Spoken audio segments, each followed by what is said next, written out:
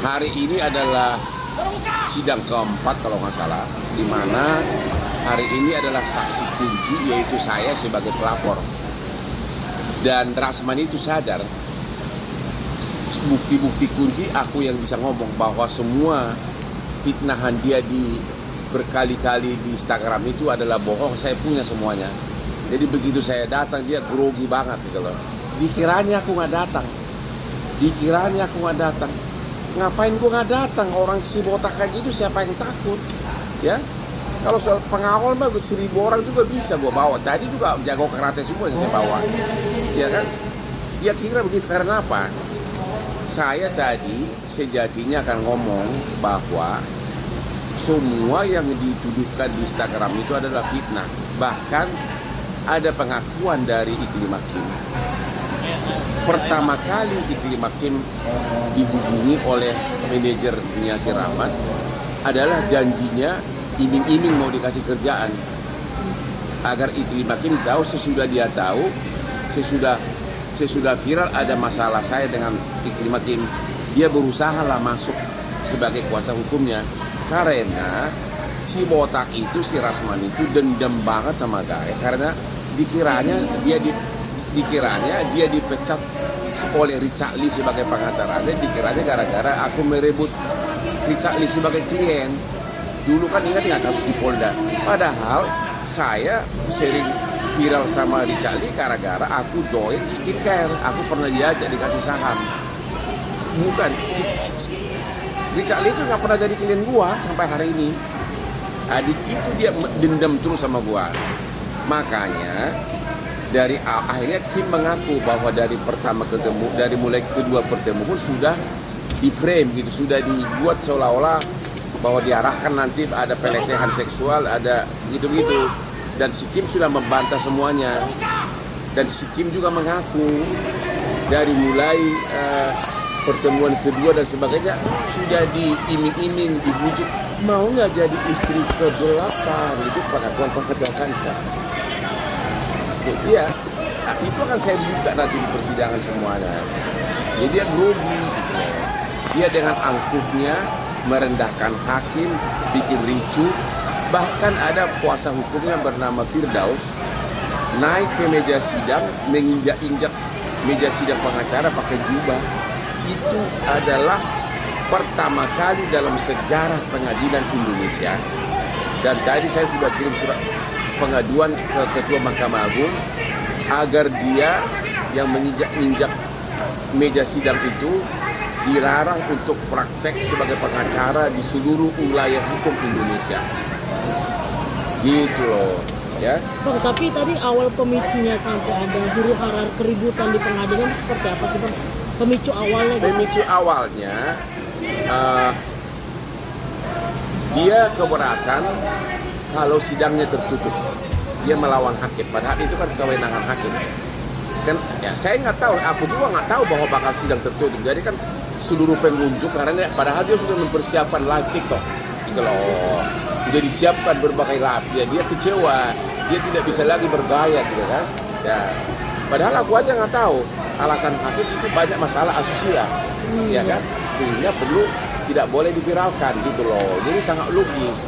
Dia maksa terus, dia maksa seolah-olah pengadilan yang punya nenek moyang, padahal nenek moyang dia jauh di Sumatera Barat sana, gitu loh.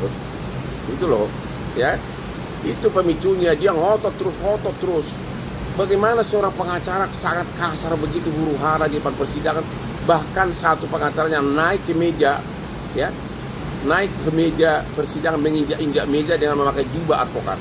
Bang, kalau boleh tahu tadi kan sempat Rasman nyamperin abang tuh di kursi persidangan. Ya itu dia. Mungkin dia ngomong apa sih, Bang? Agak bisik-bisik gitu. Kalau di pikiran saya sih dia seolah-olah mau sodorkan tangan di pena saya, dia mau mukul, ya kan? Saya langsung dengan jurus syek gitu loh, ya. Kayaknya lebih mirip karena berlian gua ke bawah syek gitu langsung. Rupanya khasiat berlian gua kena juga, langsung tangannya terlem gitu loh. Untung saya nggak pukul dia. Karena gini-gini sehat nih olahraga tiap hari. Bang, ini bukan kejadian pertama aja seperti ini. Di sidang tanggal 24 Desember juga kemarin hakim sempat menegur tim kuasa hukumnya Rasman karena berpelakuan kayak ngevideo-videoin atau segala macam, dan Firdaus juga sempat dinotis oleh hakim karena melawan hakim dengan kata-kata dia ini dokter, harus pakai gelar dokter, manggil Rasmi segala macam. Mungkin seperti apa sih Bang menanggapinya, Bang? Kelakuan pengacara dan si Rasman itu norak ya. Kalau soal gelar dokter, aduh, saya udah dokter dari puluhan tahun lalu. Itulah norak. Ya norak lah. Kasusnya pun kasus-kasus kecil, ya norak. Jadi makanya orang-orang kayak gitu saya cuek aja. Tapi karena dituduh penjahat seks, dituduh ada kelainan seks, ya gue nggak ada maaf lagi. Istilahnya itu no point no pretend. Gue akan kejar kau secara hukum sampai dia terdakwa dan benar terdakwa. Abang tadi katanya Bang Rasta kan bilang bisikin siap-siap bertemu di persidangan segala macam. Tapi abang Apa?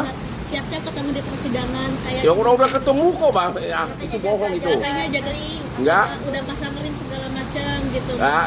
Tapi abang nggak denger itu sama sekali. Enggak ada, dia kasih tangan begini, cuma dengan jurus berlian, namanya jurus berlian, syek gitu kan. Ngomong apa itu, bohong itu. Tapi pada akhirnya kan abang kan diamankan sama pihak. Itu kan tanpa diamankan, itu kan tugas orang pengadilan. Ya bodyguard gua ada 20 di situ. Ya.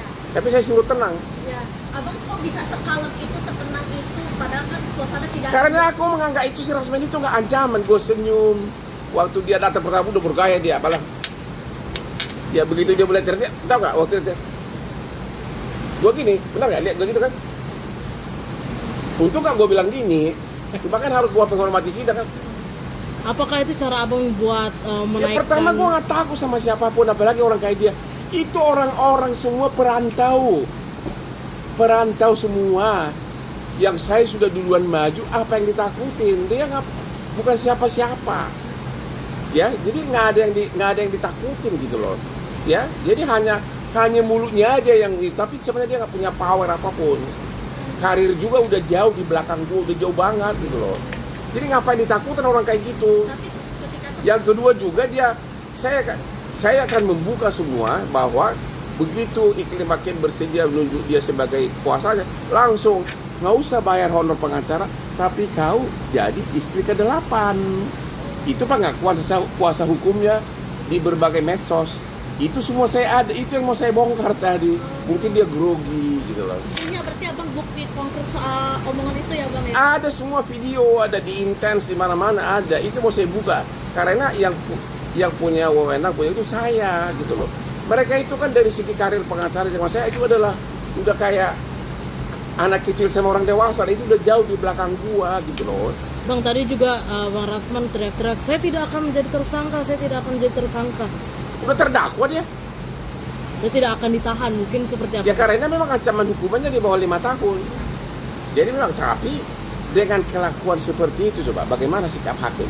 Makanya naluri bisnis dia nggak ada. Dengan melakukan itu kliennya akan menjauh, pengadilan akan menjauhi dia, hakim akan marah semuanya, dan tidak akan mungkin perkara-perkara bahas. Akhirnya apa?